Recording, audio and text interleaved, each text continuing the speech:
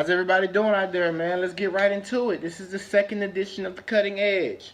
Um, let's jump into it. There's been a lot of stuff going on. I say it started around Saturday. Um, Basically, what happened is Boston has traded their number three pick. I'm sorry, their number one pick to the 76ers. And the 76ers are getting Boston's number one pick, and they're giving Boston their number three pick, along with another first rounder in 2018 and another first rounder in 2019. Now, it's very interesting what Boston is actually doing. Boston is trying to build their team up through the draft and surround it around their superstar Isaiah Thomas. I say that because also next year Boston gets the Los Angeles Lakers second through fifth round pick. I'm sorry, second through fifth overall pick. Basically, what that means is if the Lakers get the number 2, 3, 4, or 5 pick, it goes to Boston because of a trade that happened a couple years ago that they were a part of. The reason that the 76ers really wanted to take this trade is because they are looking heavily at Markelle Fultz out of Washington. They think this guy has what it takes. The reason that that Boston gave up that number one pick is because Boston really doesn't need anything in this draft. Anything in this draft I see could be used as a trade commodity to actually get Gordon Hayward from the Utah Jazz or entice him, or if you want to do a sign and trade with Jimmy Butler, that's actually available. They really use this as a commodity, not so much a necessity like the 76ers are using it. So that's the reason for the trade. It makes sense. Markelle Fultz on the 76ers, I see 76ers are going to make a lot of noise. You have Markelle Fultz in the backcourt. You've got Ben Simmons. You got Joel Embiid. Do not forget, you still have Okafor, who had a lot of injury problems last year, but you still have Okafor coming off fresh. They didn't go to the playoffs, so he had more time to rest. And I'm pretty sure they're resting him some this summer. So you got a lot going on. Now, also some noise has been happening. Paul George, he stated to the Indiana Pacers that he has no intentions on resigning after next year. And, of course, I'm a Laker fan. He stated that he wants to go to Los Angeles, to the Lakers. Problem with that is his contract is he still has a contract with the Indiana Pacers. So the Pacers are looking at it from a business standpoint. We need to get rid of you while we can get something from you, than just let you walk away and we get nothing out of you, if you understand what I'm saying. So the Cavs have been in talks, but the problem with the Cavs trade is Indiana wants either Kyrie, Kevin Love, Tristan Thompson. I will say LeBron, but they're not getting LeBron. We all know that. So but they want both. They don't want just one. They want both and a draft pick. So you'll get Kevin Love, Kyrie Irving, and a draft pick. Or you'll get Tristan Thompson, Kevin Love, and a draft pick. Or you'll get Kyrie Irving, Tristan Thompson, and a draft pick. That's too much for somebody who you don't know is going to resign. That's too much. So I will say the Pacers' asking price are a little high, but I will tell you this. Magic Johnson, if you're out there and you're just going through YouTube videos and you see this, pull the plug. Make the move. We have too many assets for us not to. I understand that he's just going to waltz in next year, but my thing about that is, why risk it? If you get what I'm saying, why risk him going to the Cavs and him getting that winning persona, him going to the championship, maybe winning it again next year? We don't know. He's not going to leave the Cleveland Cavaliers if he wins an NBA championship with LeBron James. I will guarantee you that. So I don't understand the wait. I don't understand why we're waiting. We have too many assets. We have Julius Randle. We have Larry Nance Jr. We have D'Angelo Russell. We have Jordan Clarkson. We have Terrence Robinson. We have too many assets for us not to pull the plug on this trade. We have to make this trade happen. We have a draft pick. We have to make this trade happen. Anybody is Anybody can be used. We have this big giant contract of Luol Deng, which we need to get rid of. So everybody is expendable, for the exception of Brandon Ingram, of course, who's going to be a stud. So yeah, that's basically what's been happening. But what this video is about and what we came to talk about was the 2017 NBA draft, guys. It's lurking upon us. Thursday, tune in to ESPN and watch the NBA draft. It's going to be one of the best ones we've had so far. Basically, what the video is going to tell you is a rundown of the top 10 and where they're going. This, of course, is my perception. As I stated earlier, Markelle Fultz from Washington, 23 points a game, 5 rebounds, 5 assists, close to 6 assists a game. He's no-brainers going to the 76ers. They've made that well known. I've already told you how I like that nucleus together. Give them about 3 or 4 years. If they get one superstar there, they're going to be a force to reckon with. Number 2 pick, my Los Angeles Lakers. We're going to take Lonzo Ball because I understand what Lonzo Ball represents. He brings people in the stands.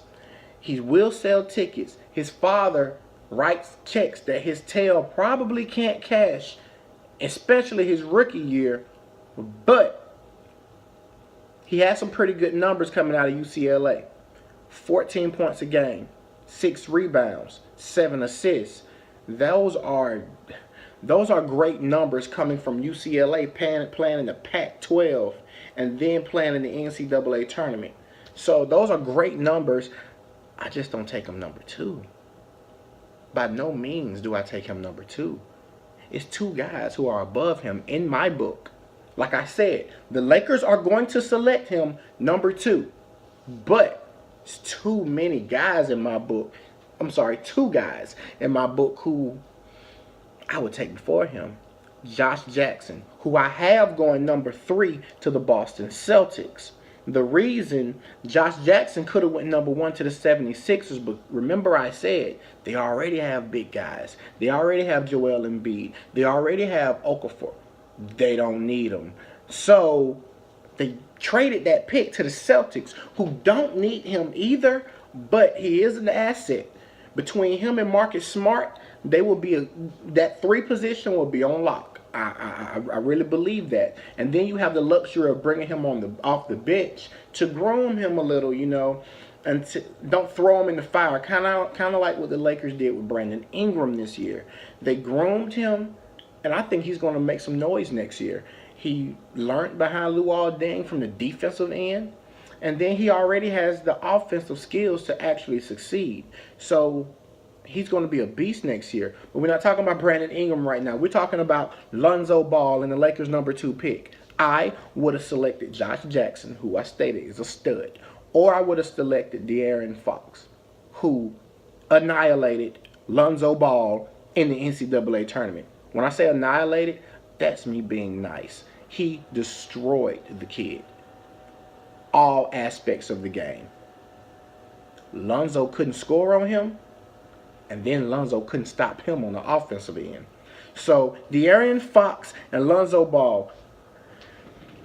Like I said, LA is going to take Lonzo because of, you know, the politics of the game. I'll take De'Aaron Fox, man. Stud. I'll take De'Aaron Fox and I'll ship D'Angelo Russell away, bring in Paul George. So basically that's my take on that. Now, when it comes to number 3, Josh Jackson, like I said, I think he's going to be a stud. He's going to the Celtics. Number 4, Jason Tatum. He's going to the Phoenix Suns. Tatum is nothing to look lightly at. Almost 17 points a game, 7 rebounds a game in the ACC, which is a very tough conference, so I respect it. We touched on De'Aaron Fox. He's going to the Kings at 5. Malik Monk, he's going to the Magic at 6. Those 2 are teammates. Both of them made noise, but also we have to look at what conference they played in. They played in the SEC. They're not known for their offense or defense or basketball in general, but they have come a long way over the past couple of years. Florida is a force to be reckoned with there. Kentucky, of course, which is where those 2 come from. My dark horse in this year's draft, pay attention and listen. Dennis Smith Jr. He's coming out of North Carolina State. I see him going to number 7 to the Timberwolves. This is why. I feel like the Timberwolves are about to make some noise, make some waves, and shake some things up. The Timberwolves, to me, are about to move Ricky Rubio, and they're looking for a different direction when it comes towards that point guard position. I really feel that's what's about to happen. And I would choose Dennis Smith, 18 points a game, 4.6 rebounds, 6 assists. NC State is in the ACC. So this guy has played people like Florida State, Duke, North Carolina, and he plays them on a regular basis. And he's giving you numbers like that. That's something that you need to look into. Justin Jackson at number 8. Justin Jackson at number 8.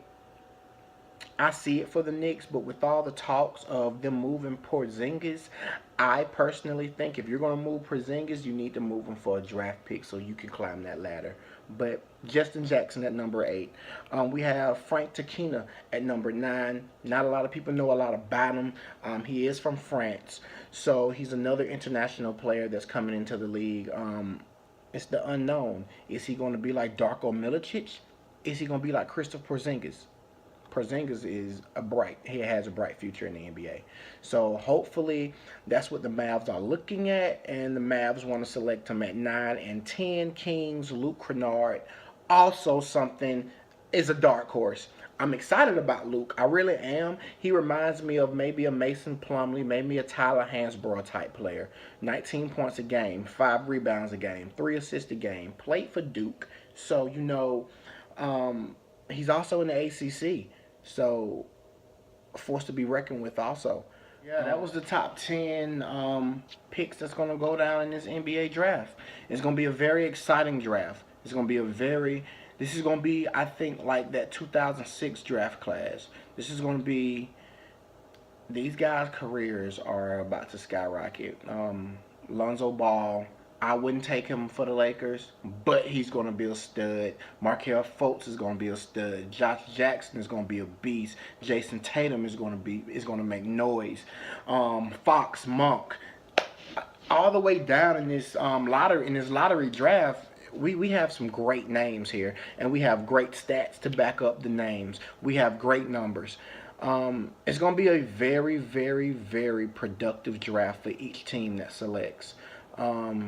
Something to watch also is trades. A lot of trades are going to go down. Jimmy Butler is out there. I feel like this draft is basically going to set up, I say, the next 5 years for the NBA. So it's something to keep in tune.